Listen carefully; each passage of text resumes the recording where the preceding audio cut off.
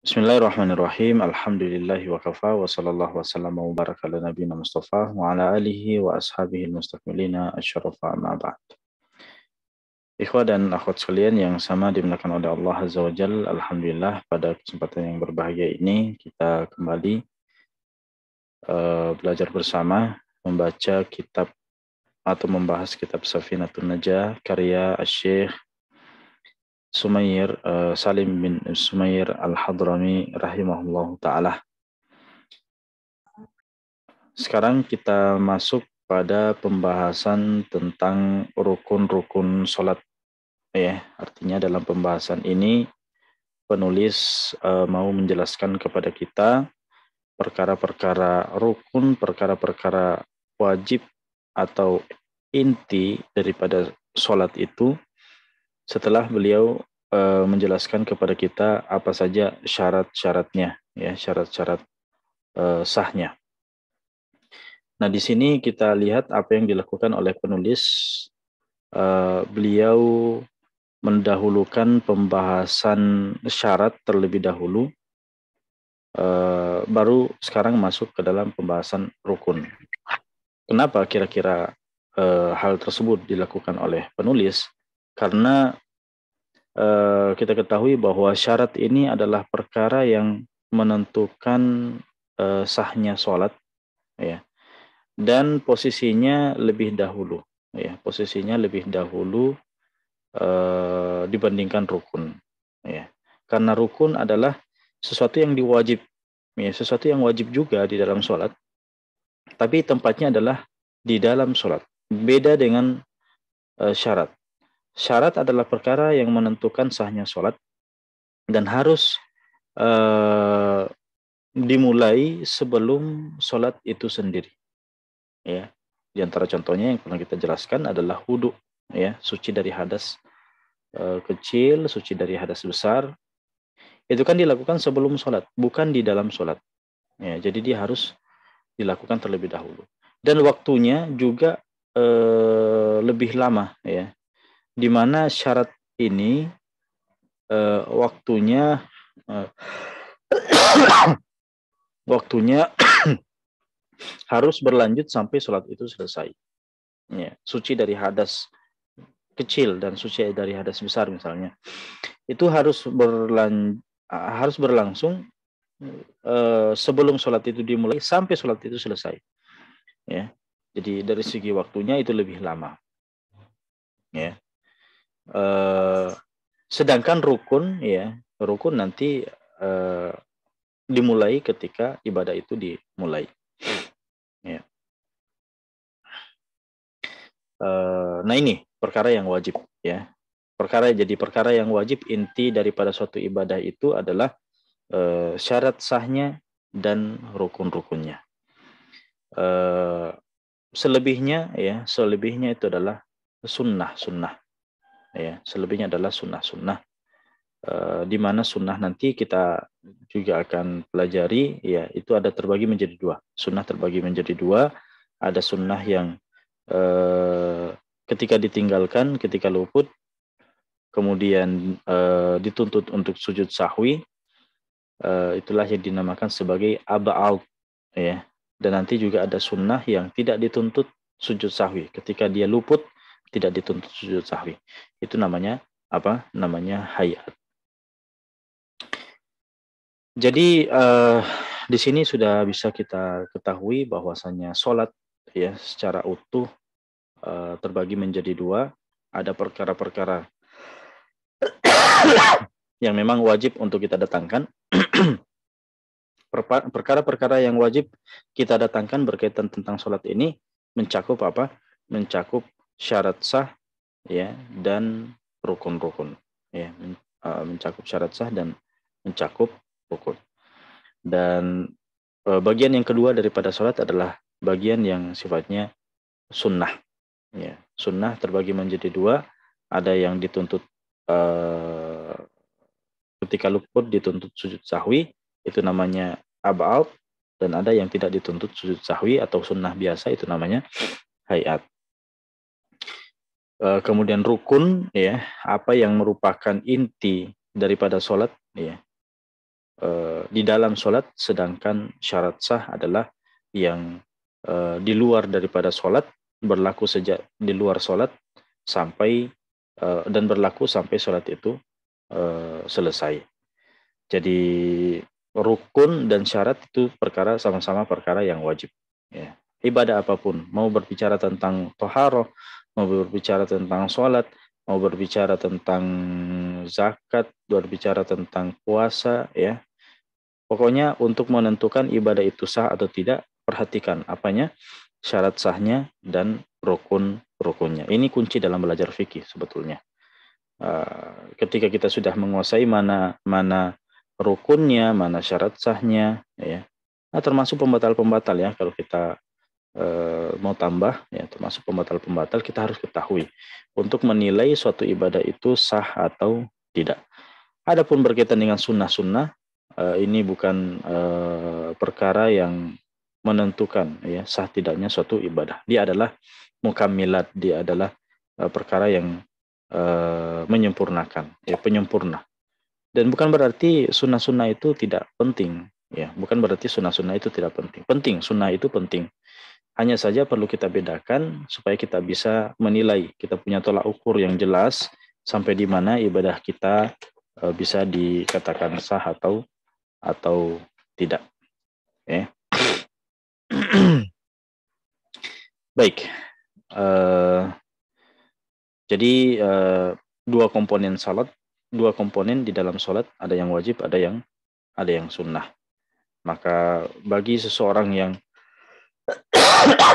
kalau misalnya ditanya mana yang wajib untuk kita pelajari tentang salat, ya kita yang wajib kita pelajari pertama adalah yang berkaitan dengan inti daripada salat kita, mana batasan salat kita dikatakan sah. Mana batasan sholat kita dikatakan sah, berarti kita pelajari adalah syarat sah dan rukun-rukun. Itulah yang wajib dahulu kita pelajari. Ya. Adapun perkara-perkara sunnah, penting kita pelajari, tapi sama seperti hukumnya, juga hukumnya adalah sunnah. Nah. Karena sebagian orang sibuk mempelajari yang sifatnya sunnah, tapi tidak mempelajari yang sifatnya wajib. Nah ini keliru dalam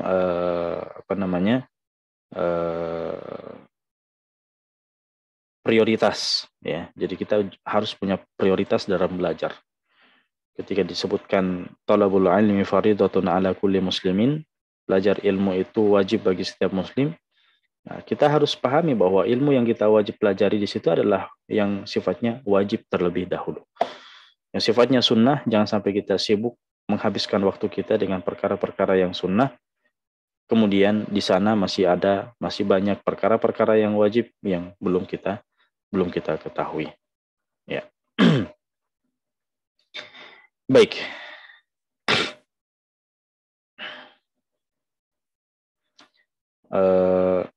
Di sini disebutkan oleh penulis, arkanus sholati sabata asyar, ya. Jadi arkanus sholah sabatu asyar. Rukun sholat itu ada 17, ya, disebutkan oleh penulis di sini.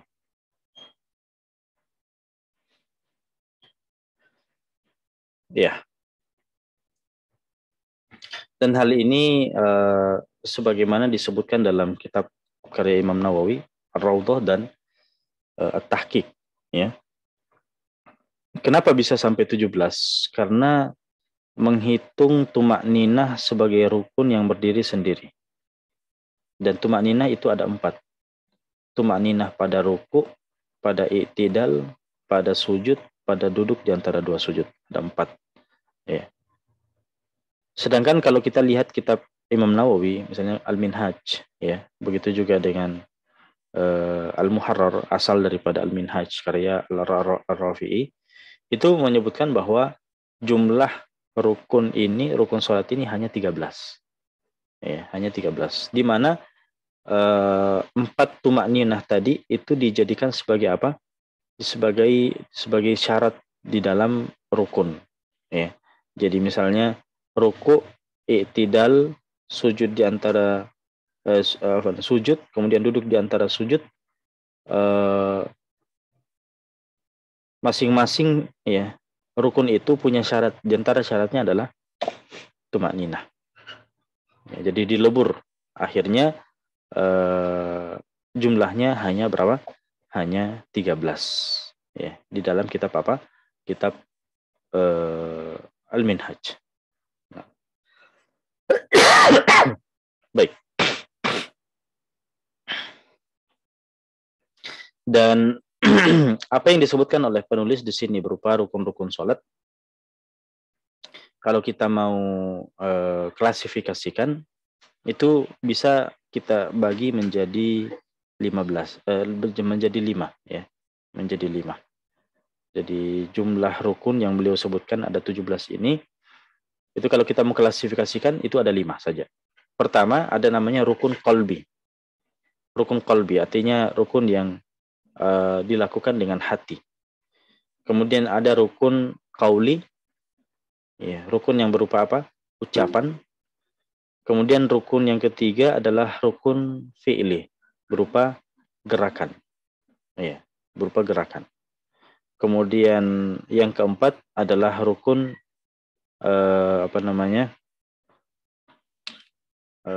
i'tibari. Ya, i'tibari artinya dia hanya sekedar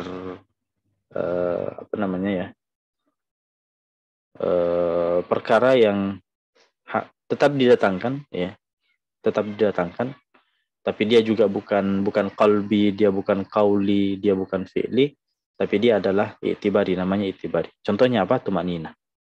Contohnya tumakninah. Kalau kita mau mengatakan tumakninah ini adalah rukun yang berdiri sendiri. Kemudian ada rukun maknawi. Ya, rukun maknawi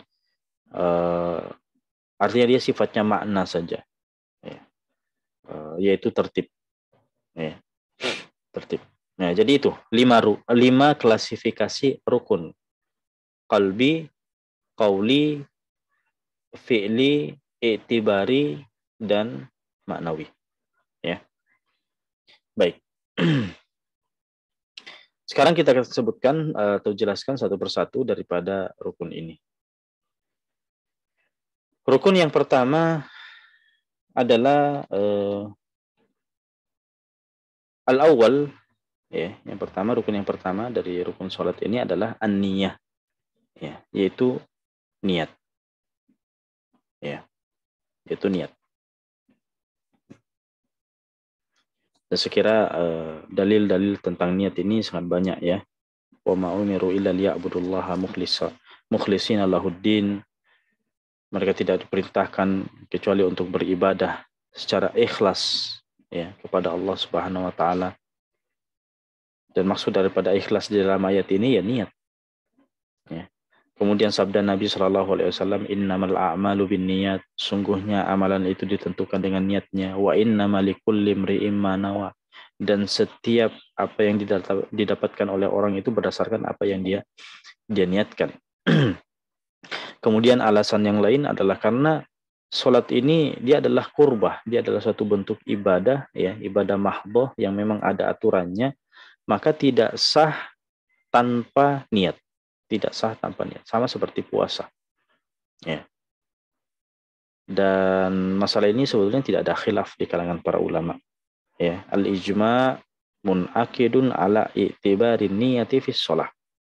Ya, jadi ulama itu sepakat bahwa masalah sholat ini niat adalah perkara yang penting. Ya. Dengan niat ini kita memulai sholat, karena sholat sendiri tidak dianggap sah tanpa adanya niat. Kemudian niat ini berbeda-beda berdasarkan sholatnya. Ya, niat ini berbeda-beda berdasarkan sholatnya. Karena sholat itu ada yang hukumnya wajib, ada yang hukumnya sunnah, ya. Maka begitu juga dengan niat. Niat itu ketika sholatnya adalah sholat wajib, maka kita niatkan bahwa sholat yang kita lakukan itu adalah sholat wajib. Ya. Adapun jika tidak diniatkan menjadi sholat wajib, maka secara otomatis dia adalah akan menjadi sholat sunnah. Ya, makanya seseorang itu kalau dia sholat dan dia tidak meniatkan bahwa sholatnya itu adalah sholat wajib, maka sholat yang dia lakukan itu menjadi apa? Terhitung sunnah.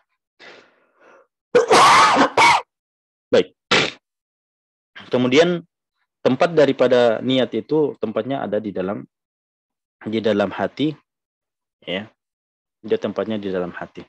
Adapun melafadzkan, ya, menyebutkan niat itu pada lisan itu tidak wajib. Itu tidak wajib. Dia hanya anjuran saja, mustahab, ya. Tujuannya apa? Agar lisan bisa membantu hati. Ketika hati itu dibantu dengan lisan, itu mudah menghadirkan di dalam hati. Makanya ulama Syafi'iyah mengatakan, dan sebenarnya ini bukan cuma ulama Syafi'iyah, hatta ulama Hanabilah misalnya, itu mengatakan bahwa dianjurkan melafadzkan niat. Dan ingat, bukan mewajibkan, ya. Bukan mewajibkan. Dan bukan menganggap bahwa niat itu ya, apa yang kita sebutkan itulah niat. Tidak. Jadi dia ada apa yang disebutkan itu sebelum niat itu dimulai. Ya. Jadi disebutkan terlebih dahulu supaya apa? Ketika menghadirkan dalam hati itu mudah. Ya, menghadirkannya di dalam hati mudah. Jadi semata-mata dia adalah wasilah. Dia adalah wasilah dan bukan ibadah yang berdiri sendiri. Sebagian orang menilai bahwa talafuz bin niyah ini melafadzkannya itu adalah ibadah yang berdiri sendiri. Tidak. Jadi ulama Syafi'iyah sendiri menganggap bahwa dia adalah apa? Dia adalah wasilah, ya. Dan wasilah itu mengambil hukum maksud, ya. Dan tidak bisa dikatakan sebagai bid'ah ibadah karena mereka sendiri tidak mengatakan itu adalah ibadah. Dan mereka sendiri tidak mengatakan wajib.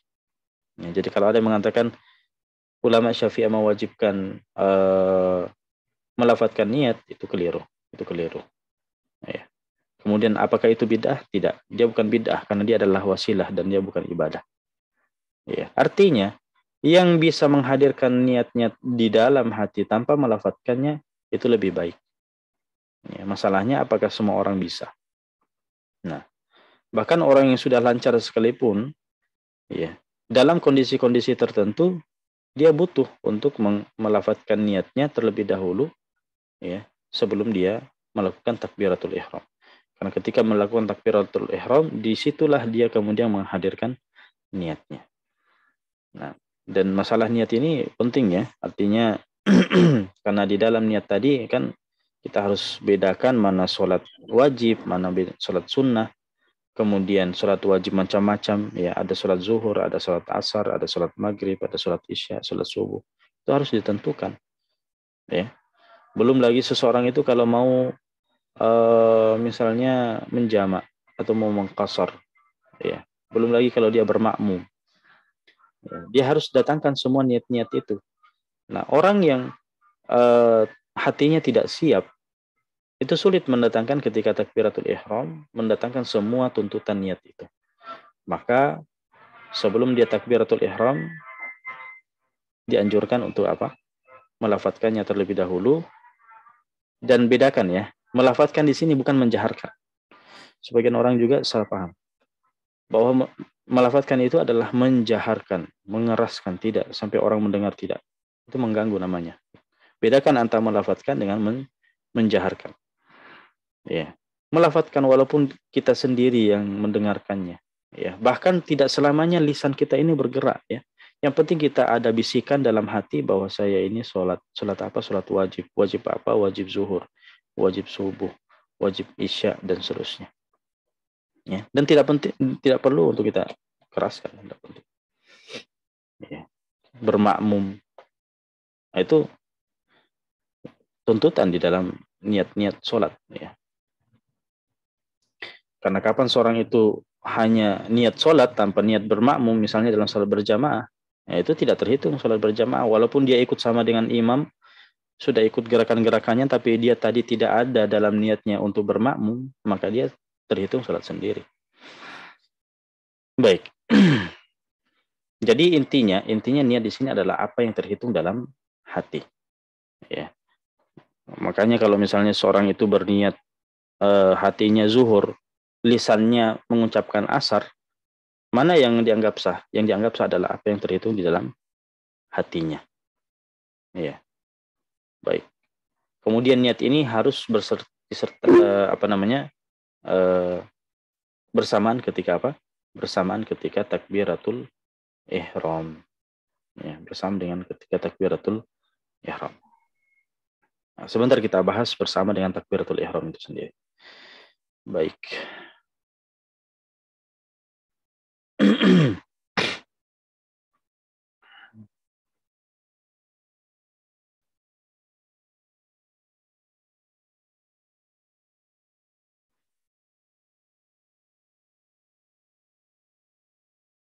Ya, sekarang yang kedua.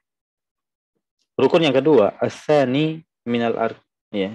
Rukun yang kedua adalah dari rukun-rukun salat adalah takbiratul ihram. Takbiratul ihram. Nah, apa maksud daripada takbiratul ihram ini?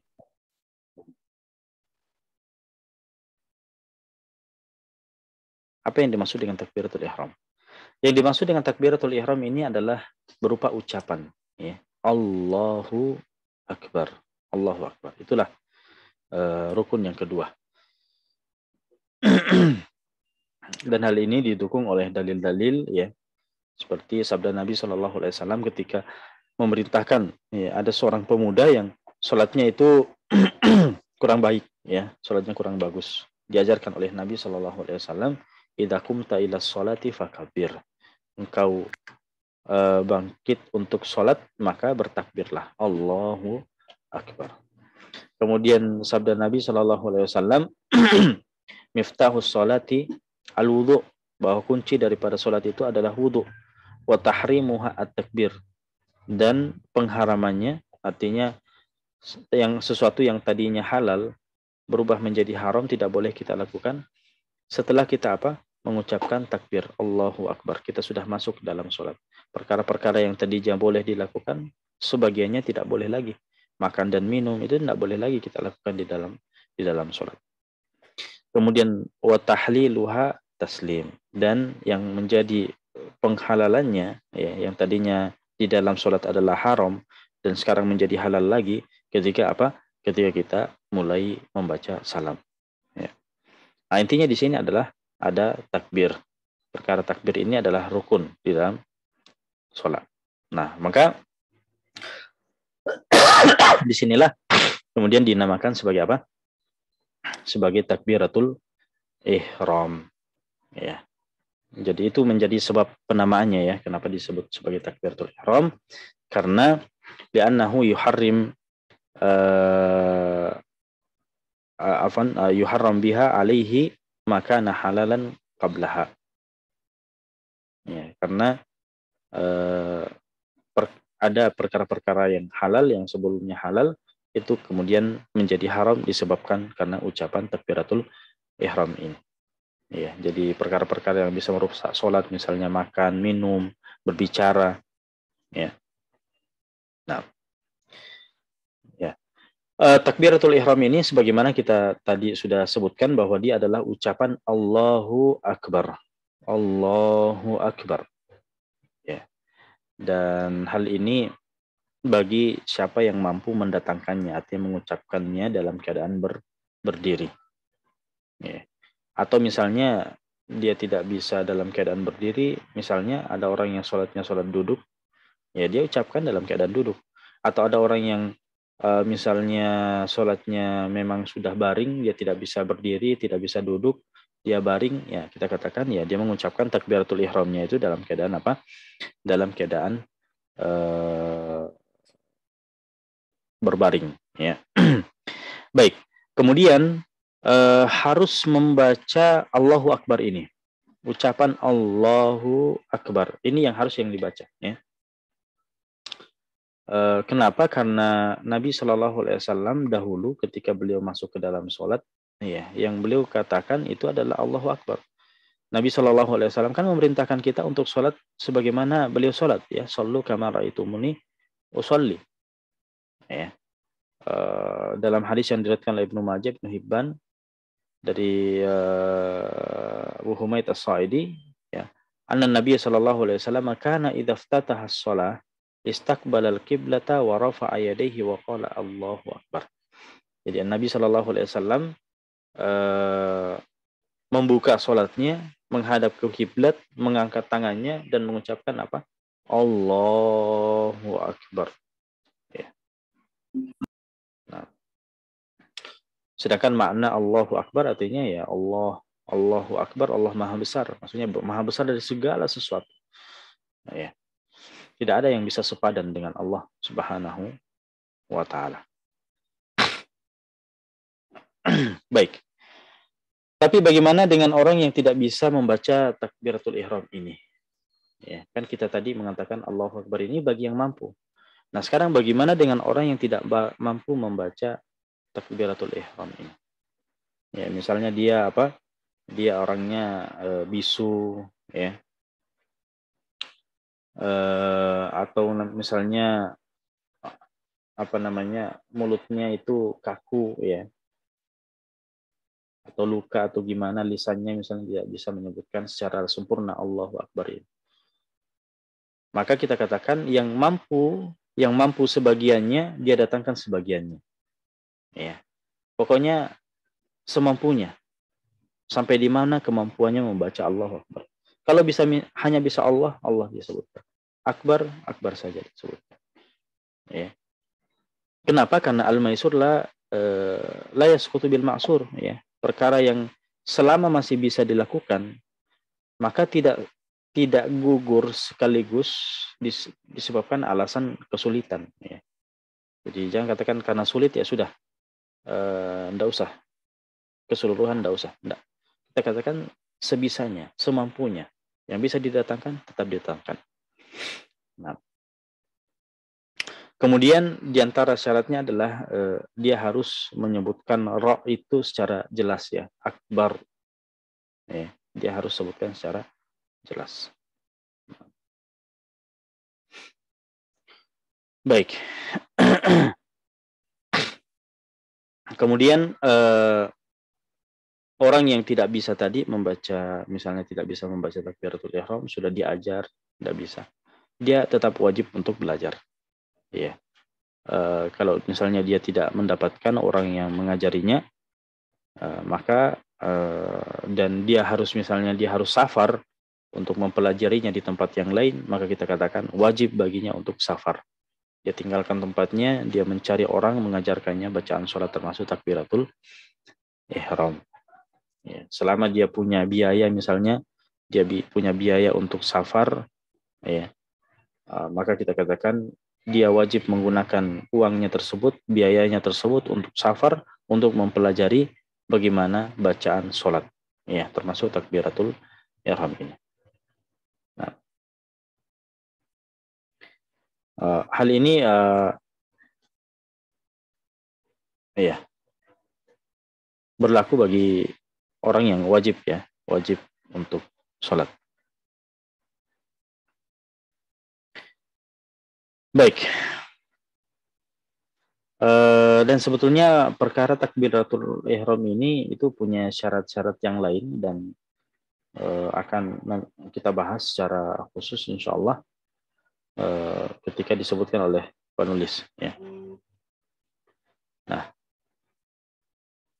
berkaitan dengan takbiratul ihram ini, karena tadi kita katakan takbiratul ihram ini kan dia ucapan, ya, Allahu Akbar. Adapun gerakannya mengangkat tangan, ya, mengangkat tangan Allahu Akbar, ya, di mana sejajar dengan pundak tangan ini, kemudian ujung jari atas ini, ujung jari sejajar dengan telinga, ya, dan ibu jari sejajar dengan apa? Sejajar dengan bagian bawah telinga, ya. Jadi Allahu Akbar. Nah, kemudian tangan ini tidak dirapatkan, tidak juga terlalu direnggangkan, dia apa namanya? Ya biasa-biasa saja, ya. Kemudian telapak tangan dihadapkan ke kiblat, ya. Adapun jari jemari ini apakah sedikit dilengkungkan atau diluruskan, pas lurus atau dilengkungkan, ini ada khilaf antara Ibnu Hajar dengan Ar-Romli, ya, apakah sedikit bengkok, ya, ataukah lurus, ini masalah sunnah, ya, yang antara Ibnu Hajar dan Ar-Romli ada khilaf. Nah, kemudian kita mulai mengangkat tangan ini ketika mulai membaca takbir, ya, dan berhenti, ya, berhenti setelah berhentinya takbir. Misalnya kita ingin Allahu Akbar. Ya, jadi seperti itu.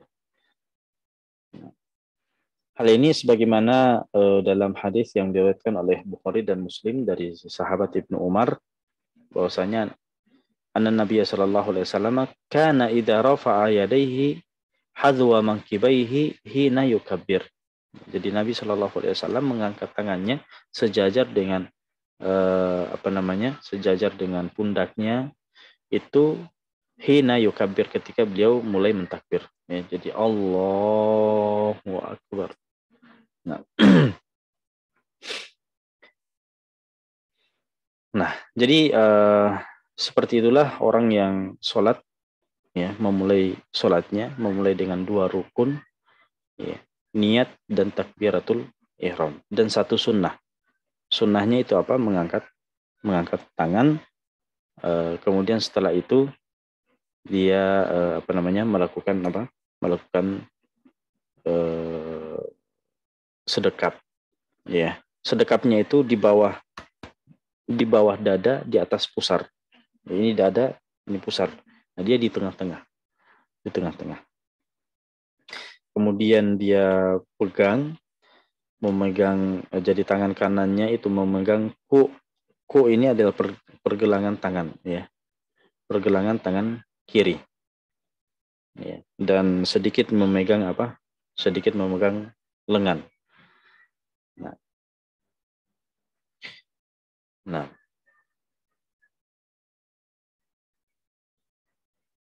dan sebagian riwayat juga agak ke kiri, sedikit agak ke kiri. Ya, itu sebagian riwayat, sebagaimana disebutkan dalam riwayat Ibnu Khuzaimah. Kemudian dia datang dengan doa istiftah. Ya, dia datang dengan doa iftitah atau istiftah. Kalau di dalam mazhab Syafi'i, dan ini sunnah, ya, ini sunnah, diberi nama sebagai doa at-tawajjuh, dan ini adalah sunnah. Sunnah dibaca dalam sholat wajib ataupun sholat sunnah. Mau sholat sendiri ataupun sholat berjamaah, tetap disunnahkan membaca doa tawajjuh ini.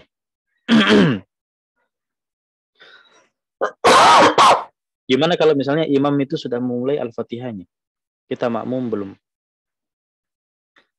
baru masuk misalnya, apakah kita tetap disunnahkan untuk membaca doa tawajjuh atau doa iftitah ini? Ya, tetap disyariatkan, tetap disunnahkan. Ya.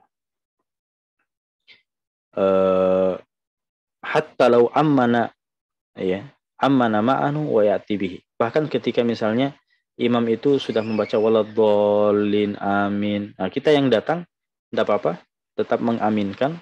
Setelah itu kalau mau tetap membaca doa tawajjuh ini, doa iftitah ini, boleh.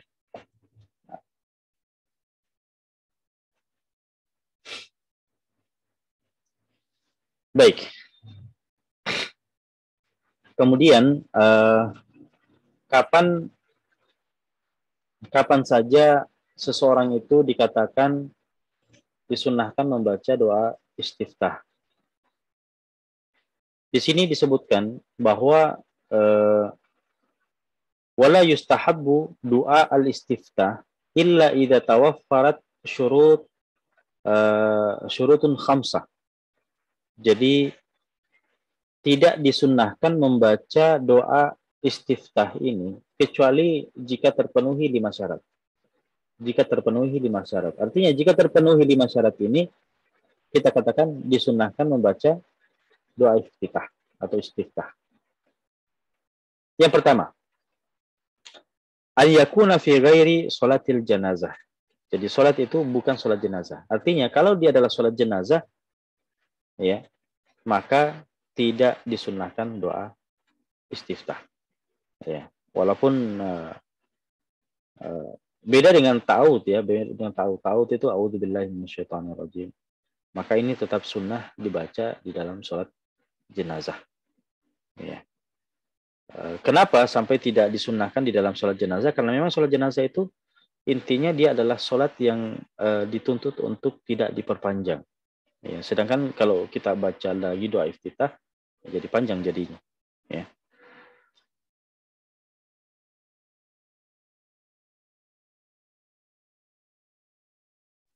Baik. Kemudian itu yang pertama ya.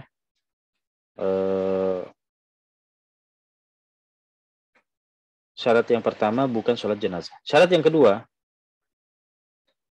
Allah ya khaufa fawat waktil ada.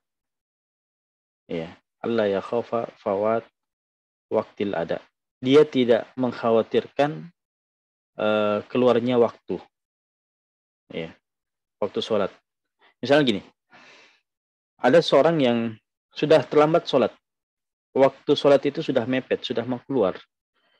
Ya, artinya kalau dia sampai mendatangkan semua bacaan-bacaan sunnahnya, termasuk doa iftitahnya, bisa-bisa sholatnya ini akan molor, ya akan molor sampai waktu keluar.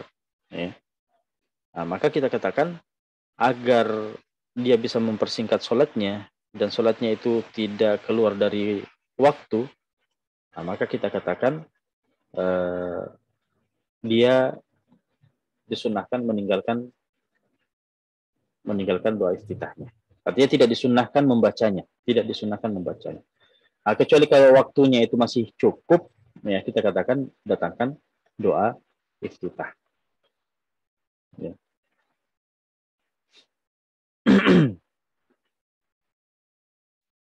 Maka selama kalau misalnya waktu itu sudah sangat singkat, tidak cukup lagi rakaat, ya, tidak cukup lagi rakaat. Tapi kalau misalnya dia masih sempat bisa dengan mendatangkan misalnya doa iftitah itu, dia masih bisa mendapatkan satu rakaat, ya, maka boleh dia membaca doa iftitah. Intinya satu rakaat di sini, hitungannya ini adalah satu rakaat. Karena kapan seseorang itu misalnya tetap mendapatkan satu rakaat, ya, maka sudah terhitung ada, ya, sudah terhitung ada. Beda kalau misalnya semua rakaat sholatnya itu sudah keluar waktu, maka itu namanya qadha. Itu namanya qadha. Baik, itu syarat yang kedua. Syarat yang ketiga agar disunnahkan membaca Al-Fatihah, membaca doa kita adalah Allah yakhaf al-ma'mum fawat ba'dil Fatihah. Artinya ketika seorang makmum itu tidak khawatir ketinggalan sebagian Al-Fatihah.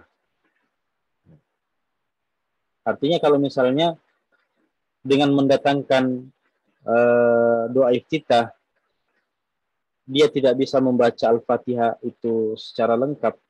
Misalnya gini ya, misalnya gini, kita datang dan imam ini sudah mau apa? Sudah mau rukuk. Ya, kita masuk misalnya, tapi imam sebentar lagi mau rukuk. Kita datang, kalau kita baca doa iftitah, bisa-bisa kita tidak sempat lagi baca Al-Fatihah. Kalau begitu, tinggalkan saja doa iftitahnya, kita selesaikan bacaan apa? Bacaan doa, bacaan surah Al-Fatihah. Karena doa iftitah sunnah, sedangkan Al-Fatihah hukumnya apa? Hukumnya wajib. Apa di sini lagi hujan? Apakah suara saya masih jelas? Gimana? Mudah-mudahan suara saya masih jelas. Jelas? Suara saya? Jelas Ustaz. Ya. Saya selesaikan dulu syarat doa iftitah ini. Ya. Jadi tadi sudah 3 ya. Syarat yang ketiga adalah jangan sampai Al-Fatihah itu, bacaan Al-Fatihah itu tidak cukup lagi. Ya, dia khawatir ketinggalan bacaan Al-Fatihahnya. Kalau begitu, dia tinggalkan saja doa iftitahnya dan dia selesaikan Al-Fatihahnya. Kalau khawatir. Kemudian kalau syarat yang keempat, ya, syarat yang keempat disunahkannya membaca doa iftitah ini adalah Allah yudrik al-imam fi ghairil qiyam. Ya. alla yudrik al-imam fi ghairi al-qiyam. Falau adrakahu fil i'tidal lam yaftatih. Naam, in adrakahu fi tasyahhud wa sallama al-imam aw qama qabla an yajlisa sunnalahu an yaftatih. Artinya gini, dia tidak mendapatkan lagi imam dalam selain posisi berdiri. Selain posisi berdiri. Ya. Misalnya dia masih mendapatkan dalam imam itu dalam posisi apa? Dalam posisi i'tidalnya. Ya. Kalau dia mendapatkan imam masih dalam posisi i'tidalnya, maka dia tidak membaca iftitah. Artinya kalau dia mendapatkan imam itu dalam posisi misalnya apa namanya? In adrakahu fit tasyahud. Kalau misalnya dia dapati imamnya itu dalam posisi tasyahud, ya. Wa sallama al-imam, kemudian salam. Au qama qabla an yajlis. Qama qabla an yajlis. Ya. Dia misalnya berdiri sebelum dia duduk, maka sunnah baginya untuk sunnah lahu an yaftatih. Sunnah baginya untuk membaca doa iftitah. Nah, itu yang keempat. Nah, sekarang tersisa yang kelima. Yang kelima adalah alla yashra' fit ta'awudhi wal qira'ati walau sahwan wa illa lam ya'ud lahu. Artinya gini, kalau dia sudah masuk pada bacaan a'udzubillahi minasyaitonirrajim atau sudah masuk membaca Al-Fatihah, itu kan waktu untuk membaca doa iftitah itu sudah lewat. Karena doa iftitah itu kan sebelum membaca a'udzubillahi minasyaitonirrajim atau membaca surah Al-Fatihah. Nah, kalau dia sudah masuk pada bacaan a'udzubillahi minasyaitonirrajim atau sudah masuk pada bacaan Al-Fatihah, maka doa iftitah dianggap sudah lewat, ya, waktunya. Karena dia sudah lewat waktunya, maka tidak sunnah lagi didatangkan. Ya, tidak sunnah lagi didatangkan. Anggaplah seorang itu lupa, Allahu Akbar, a'udzubillahi minasyaitonirrajim, bismillahirrahmanirrahim. Dia baru ingat, ternyata belum apa? Belum membaca doa iftitah. Ya, maka kita katakan tidak disunnahkan lagi. Kenapa? Karena dia sudah masuk pada bacaan setelahnya. Ya, bacaan setelahnya yaitu bacaan a'udzubillahi minasyaitonirrajim, ta'awudz, dan atau bacaan Al-Fatihah. Nah, ini yang dijelaskan oleh Al-Imam Al-Bajuri dalam hasyiahnya. Adapun doa iftitah itu, ya, sigatnya banyak, ya, sigatnya banyak. Sigatnya banyak. Dan yang paling afdal di dalam mazhab Syafi'i adalah at-tawajjuh. Ya, makanya doa iftitah dalam mazhab Syafi'i itu disebutkan sebagai at-tawajjuh, doa tawajjuh. Kenapa? Karena ini sigat yang paling afdal. Ya. Sigat ini wajjahtu wajhiya lilladzi fatara as-samawati wal ard hanifan muslima wa ma ana minal musyrikin inna salati wa nusuki wa mahyaya wa mamati lillahi rabbil alamin la syarika lahu wa bidzalika umirtu wa ana minal muslimin. Ya. Itu bacaan doa tawajjuh yang paling afdal dalam mazhab Syafi'i. Kalau dalam mazhab Hambali, dalam mazhab Hanafi kan subhanakallahumma wa bihamdik, ya, wa ta'ala jadduk wa tabarakasmuk wa ta'ala jadduk, ya, la ilaha wa la ilaha ghairuk. Itu yang afdal dalam mazhab yang lain, ya.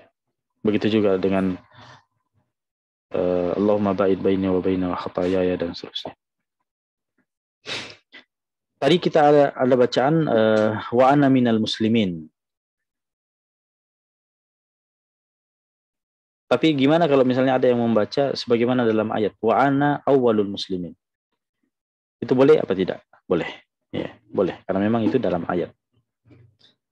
Tapi jangan dia maksudkan bahwasanya dia adalah orang muslim yang paling pertama. Kalau dia katakan dia adalah orang muslim paling pertama ya bahaya. Nah.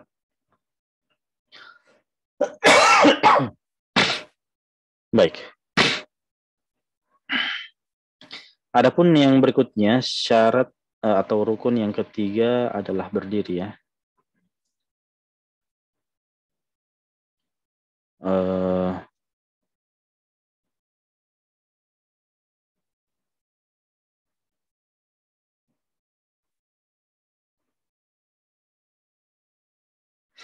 Oh ya, ini penting.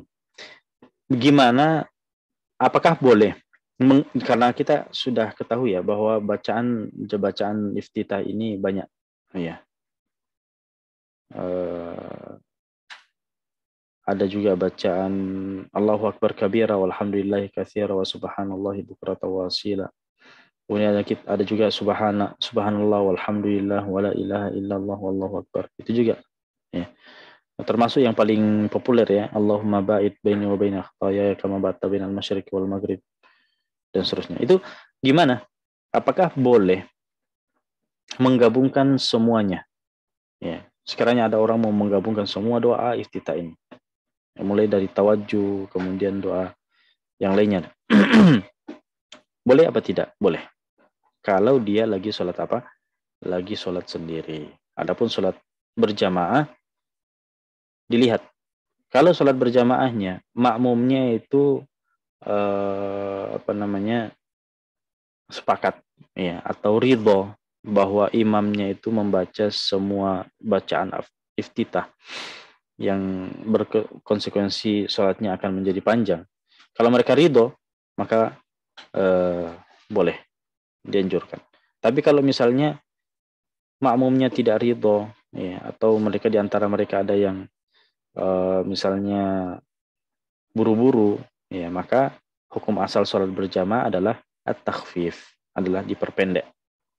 Itu hukum asal sholat berjamaah. Nah.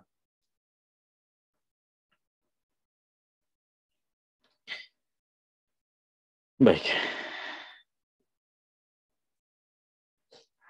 Jadi saya kira ini saja pembahasan kita pada kesempatan yang berbahagia ini, 2 rukun sholat, yaitu niat dan takbiratul ihram. Adapun rukun yang ketiga, insya Allah berdiri dan seterusnya, kita akan bahas pada pertemuan yang akan datang. Baik, sisa waktu kita manfaatkan. Silakan jika ada yang ingin ditanyakan, fadhol.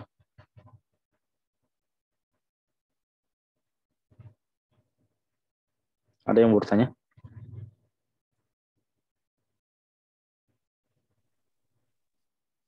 Lewat chat Ustaz atau bisa langsung?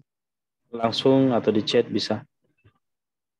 Nah Ustaz, syukron atas waktu yang diberikan. Ini berkaitan tentang takbir Ustaz. Ya. Kapan takbir itu diucapkan? Apakah sebelum anggota badan digerakkan ataukah setelah anggota badan digerakkan Ustaz? Baik. Ya, nampaknya antum terlambat ya tadi. Nah Ustaz, tadi lagi di jalan. Kurang jelas. Baik, tadi saya sebutkan bahwa takbiratul ihram itu kalau dalam mazhab Syafi'i itu bersamaan dengan ucapan. Ya. Jadi ketika mengangkat tangan Allahu Akbar. Ya. Jadi bersamaan ucapan dan gerakan itu bersamaan, begitu juga dengan selesainya. Selesainya gerakan di situ juga selesai ucapan. Ya. Walaupun sebenarnya ada khilaf ya, kita ketahui dalam masalah ini ada khilaf. Ada yang mengatakan gerakan dulu, kemudian takbir. Ada juga yang takbir dulu, kemudian gerakan. Allahu Akbar. Ya. Ada pendapat-pendapat ulama. Tapi dalam mazhab Syafi'i itu bersamaan. Ya. Nah, yang lain? Silakan. Nah Ustaz, apakah takbir itu dalam semua gerakan ataukah hanya dalam takbiratul ihram saja? Semua gerakan. Maksud antum di sini mengangkat tangan. Nah, contohnya Ustaz seperti ketika kita mau sujud, kan kita takbir, apakah nanti pas kita mau sujud kita sudah mengucapkan takbir atau nanti sujud baru kita ucapkan takbir? Bersamaan gerakan. Dalam mazhab Syafi'i seperti itu ya. Jadi ketika kita turun juga bersamaan dengan ucapan takbir itu.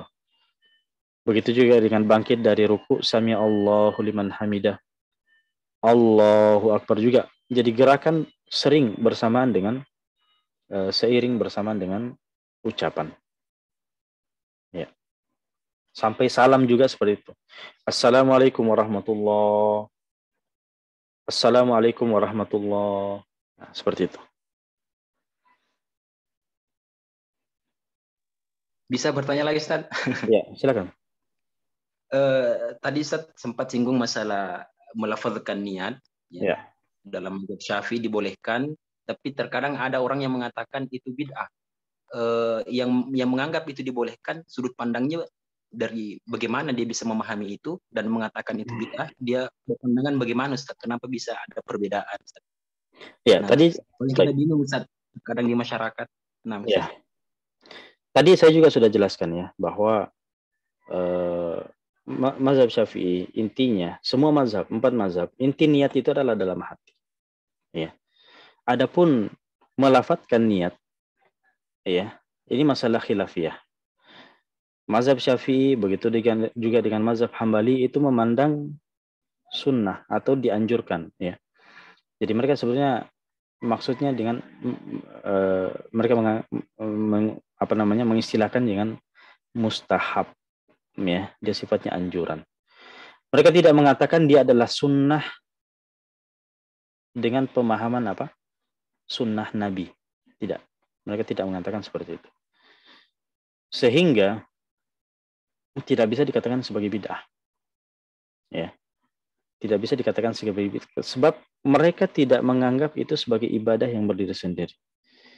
Mengucapkan di situ hanya sekedar apa? Hanya sekedar wasilah supaya menghadirkan niat di dalam hati itu mudah. Lisan membantu hati. Ya. Dan mereka juga tidak mengatakan bahwa hukumnya wajib. Dan mereka juga tidak mengatakan dia adalah sunnah Nabi. Tapi mereka mengatakan dia adalah wasilah yang dianjurkan. Wasilah yang dianjurkan. Jadi memang ada salah pandang terhadap masalah talafut bin niat ini. Ya. Termasuk orang yang mengamalkannya sendiri. Sebagian orang mengamalkannya dengan membesarkan suaranya. Tidak. Apalagi meyakininya harus berbahasa Arab. Tidak harus berbahasa Arab. Ya. Cukup dia yakini, dia mengungkapkan dengan lisannya bahwa dia lagi sholat apa, sholat wajib apa, wajib zuhur. Ya, kalau dia bermakmuman ditambah lagi bermakmum. Ya, supaya ketika takbiratul ihram menghadirkan niat itu mudah. Ya, ketika membaca Allahu Akbar, dia hadirkan semua dalam hatinya. Lagi sholat apa, sholat wajib apa, wajib zuhur, wajib maghrib, ya, misalnya bermakmum. Ya. Belum lagi kalau misalnya sama-sama mau mengqashar sholat, ya, menjadikan 2 rakaat, itu ditambah lagi qasran. Ya. Nah itu gimana cara menghadirkannya kalau kita tidak punya persiapan? Ya, artinya orang yang sudah mantap niatnya, ya sebenarnya tidak butuh terhadap yang seperti itu, karena yang seperti itu hanya wasilah saja. Ya. Dan wasilah itu tidak bisa wasilah itu adalah perkara ijtihadi, dia bukan ibadah. Sehingga tidak bisa dikatakan sebagai bid'ah. Beda dengan ibadah, ketika dia adalah diyakini sebagai ibadah yang berdiri sendiri, barulah dikatakan bid'ah. Ya, karena harus mendatangkan dalil. Dan Imam Syafi'i sendiri yang mencontohkan hal tersebut. Ya, mungkin ada yang mengatakan ini kan tidak pernah dicontohkan oleh Imam Syafi'i. Ini karangan ulama Syafi'i saja, tidak. Imam Syafi'i disebutkan dalam riwayat yang sahih, beliau mengucapkan, ya, beliau mengucapkan ketika berkata takbiratul ihram, mengatakan Allah mustaqbilal qiblah, Allahu Akbar.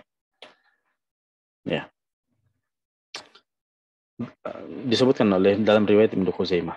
Ya. Kemudian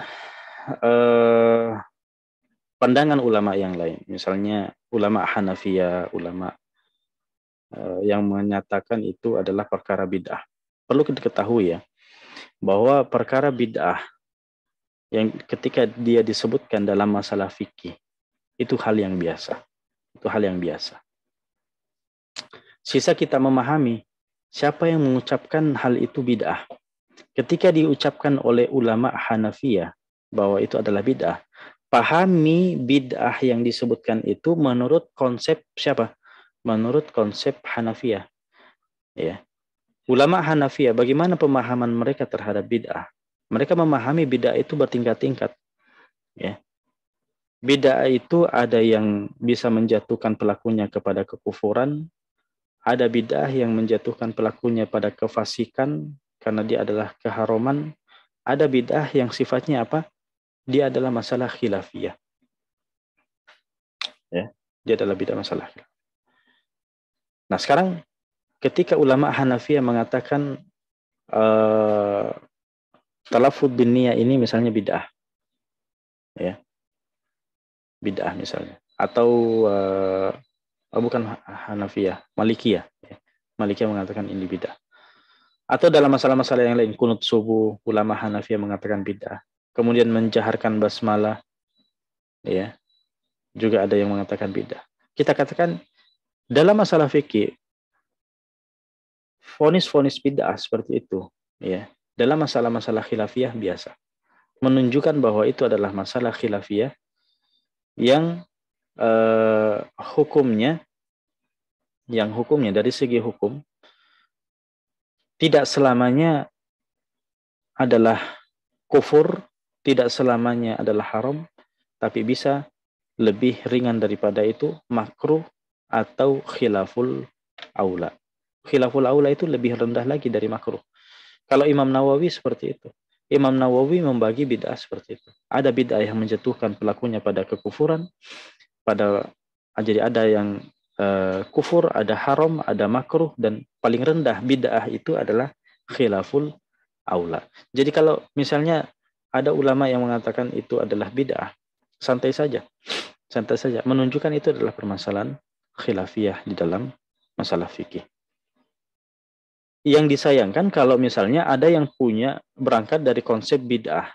Dia memahami bid'ah itu yang dia pelajari selama ini, misalnya bid'ah dalam konsep akidah, ya, yang entah kufur, entah fasik, ya.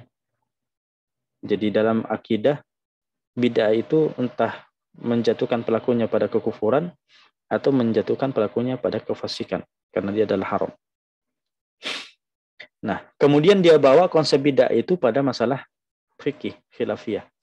Nah, sekarang orang yang kunut subuh di antaranya adalah Imam Malik, Imam Syafi'i. Ketika ulama Hanafiyah mengatakan bid'ah, apa yang Anda pahami? Apakah Anda memahami ulama Syafi'iyah orang yang kunut subuh itu kafir? Apakah memahami orang yang kunut subuh itu adalah fasik? Tentu tidak. Ya, tentu tidak. Jadi bagaimana memahami bid'ahnya? Pertama, siapa menyebutkan? Kalau menyebutkan adalah ulama-ulama fikih, nah berarti itu konsep bid'ah mereka itu tergantung, bisa kekufuran, bisa kefasikan, bisa makruh, dan bisa khilaful aula. Yang jelasnya tidak selamanya kekufuran, tidak selamanya keharuman. Jadi apa? Dia adalah masalah khilafiyah. Ya, ketika disebutkan bid'ah, berarti menunjukkan itu adalah masalah khilafiyah. Yang bisa saja makruh, bahkan mungkin lebih rendah daripada makruh, yaitu khilaful aula. Ya. Jadi jangan terlalu baper kalau ada yang mengatakan bid'ah dalam masalah fikih biasa. Ya. Paham? Nah, Ustaz. Ya. Terima kasih. Barakallahu fiik. Masih ada? Ya, mungkin ada yang sholat maghrib, silakan. Kalau di sini masih lama ya. Halo Ustaz. Ya, silakan. Tapi ini Ustaz, mengenai cara mengkodok sholat yang ditinggalkan bertahun-tahun bahkan puluh-puluh tahun Ustaz. Iya. Gimana cara mengkodoknya Ustaz? Antum yang bertanya di grup ya tadi? Yang saya jawab di grup. Nah Ustaz. Iya. Nah Ustaz.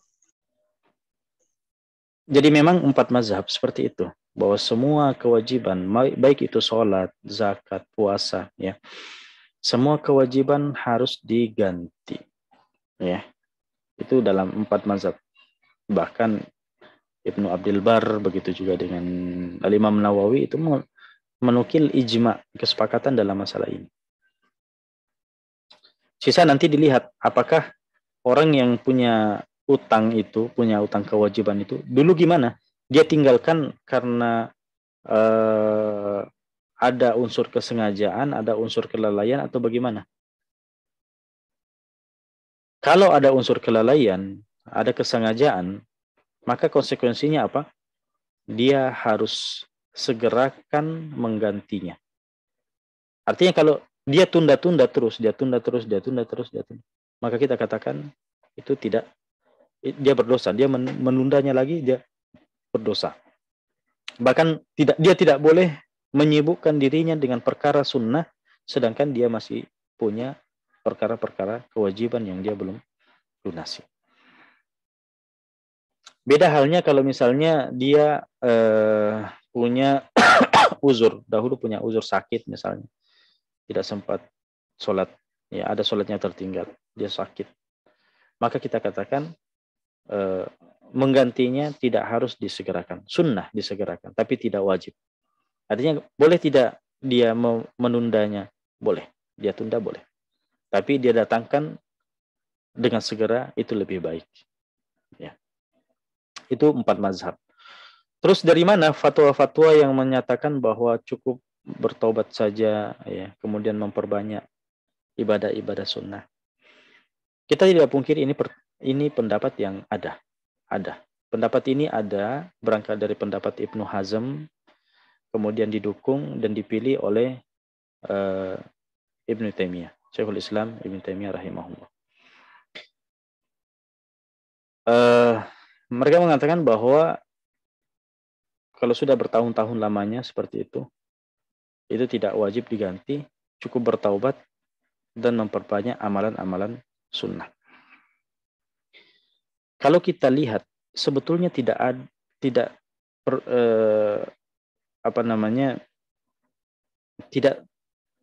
dua pendapat ini tidak terlalu berbeda.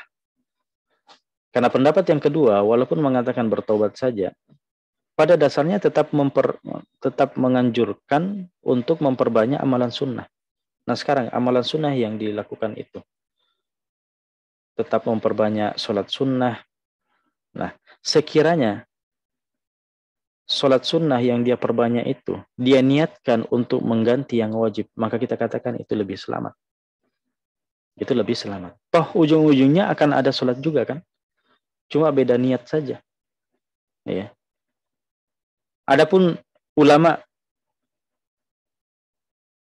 apakah ada ulama yang hanya datang dengan pendapat cukup bertaubat dan tidak ada tambahan ibadah-ibadah? Itu tidak ada. Ya. Jadi Ibnu Hazm, Ibnu Taimiyah sendiri itu menganjurkan memperbanyak amalan sunnah sebagai penutup daripada kewajiban-kewajiban yang dia lewatkan. Ya.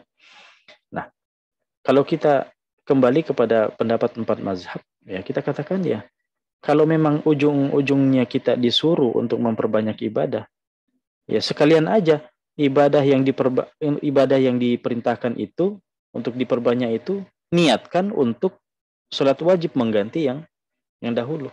Itu lebih selamat. Ya. Karena ujung-ujungnya kan tetap sholat juga, tetap memperbanyak sholat juga. Ya. Kita katakan ya mendingan kalau begitu dia ganti sholat wajibnya. Dan itu pendapat yang lebih selamat. Ya, memang pendapat kedua ini lebih mudah. Tapi kalau kita mau lihat pendapat yang lebih selamat itu pendapat 4 mazhab. Apalagi sampai Ibnu Abdul Bar, begitu juga dengan Imam Nawawi, itu sampai menukil ijma, menukil kesepakatan dalam masalah ini. Artinya khilafnya Ibnu Hazm dalam masalah ini itu dianggap apa? Dianggap menyelisihi ijma. Iya. Nah, itu menurut mereka ya. Baik, masih ada? Terakhir mungkin? Mungkin ya. Oke. Bagaimana cara mengqadha Ustaz sedangkan kita tidak mengetahui berapa banyak sholat wajib yang kita tinggalkan? Mungkin dulu nakal, kemudian sadar Ustaz. Ya. Tidak ada cara lain kecuali dia memperkirakan. Dia memperkirakan berapa jumlahnya, tahun berapa dia kira-kira nakal, dari tahun berapa ke tahun berapa. Dia total semua. Dalam satu hari berapa sholat dia kali, dalam satu tahun berapa tahun totalnya.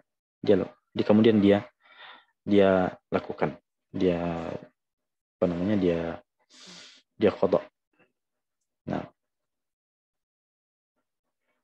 kalau memang dia tidak bisa langsung sekaligus, ya, dia sudah berusaha tapi tidak bisa sekaligus, semampunya.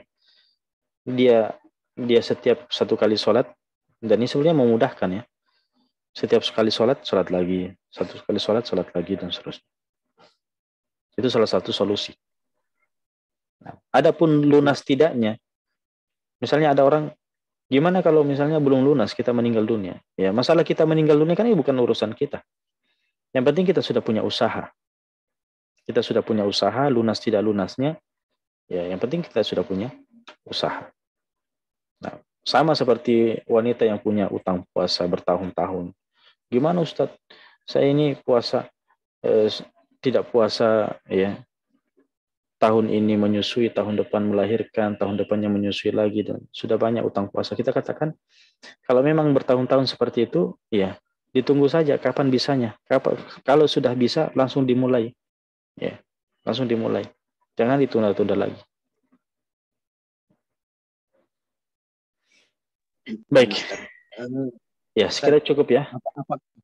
Gimana? Apakah ini Ustaz terikat dengan waktu sholat atau tidak Ustaz? Contohnya mungkin dia tinggalkan sholat zuhur, ya. Waktunya nanti diganti di waktu zuhur, atau boleh boleh kapan saja. Boleh kapan saja, karena dia sudah statusnya sholatnya, waktunya sudah berlalu. Jadi mengqadha sholat itu kapan saja. Ya, tidak harus di waktunya.